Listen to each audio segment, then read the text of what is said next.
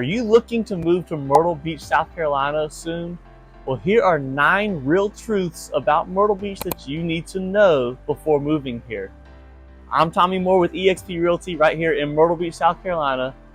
Subscribe to this channel, like this video, reach out to me if you have any questions or want to start looking for your house. My email is in the description below, along with my other contact information and social media, so you can follow me there as well.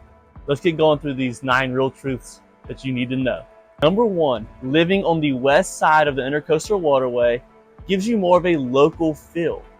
Places like Carolina Forest and Forest Brook are full of neighborhoods with communities that you can get plugged into and not be a part of all the hustle and bustle in the city of Myrtle Beach. Myrtle Beach has a lot of tourism, so you can stay out there, get plugged in, be able to walk through your neighborhoods and not have to deal with all the traffic and stuff that comes with the tourism in the city.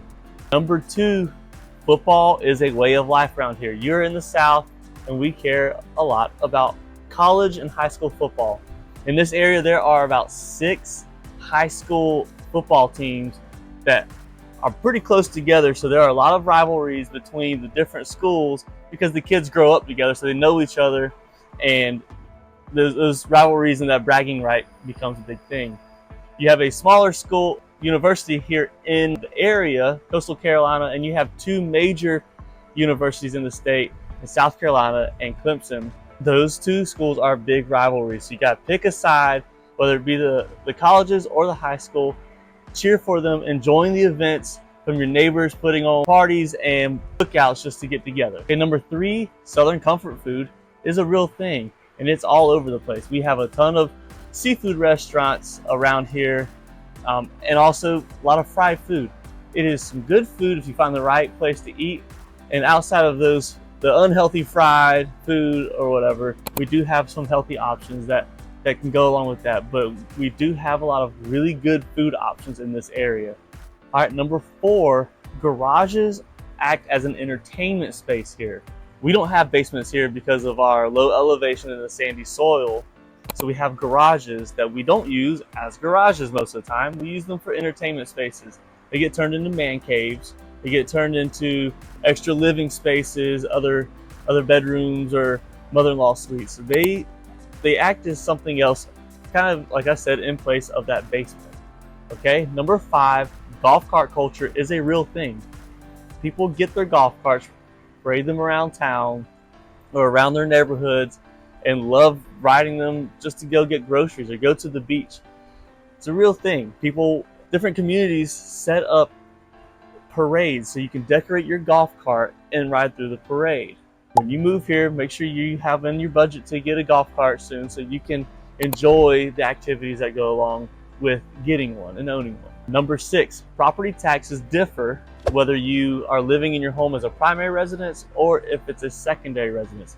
If it is your primary residence, it will be taxed at a 4% rate. If you're not living here and you're using it as your summer home, a second home, a rental place, it will be taxed at 6%, giving you that incentive to move here and stay here. Number 7, Myrtle Beach feels like 2 different cities depending on the time of year you are here. During the summer, we have millions of tourists that come here and enjoy our beach and our attractions. We have a ton of traffic in the area. In the winter months, in the off season, it is much quieter, not as quiet as it used to be. When I was growing up here, businesses used to shut down, but it gets quieter and less hectic. So Myrtle Beach, like I said, is 2 different feels depending on whether it's summer or the winter. Number 8 kind of goes along with number 7. Businesses and some laws change depending on the seasons and what's going on. So during the summer, businesses will stay open to be able to attract more business coming in, like restaurants will stay open later or open earlier for people to come in. And there are some rules also on the beach that change. During the summer months, you're not allowed to have tents on the beach because it'll take over everything, and it won't be as enjoyable. After Labor Day through the fall and into the winter and the spring, tents are allowed. So again, depending on the time of year, our rules and business hours do change. Number 9, alligators are a common occurrence around here. You can see them in ponds, in the waterway, you can see them crossing streets. They typically don't bother you as long as you're not trying to provoke them or getting in their territorial space. If they're in the ponds, you can just leave them alone. You put a fence around your yard to keep them out. If you see them out and about, just go around them.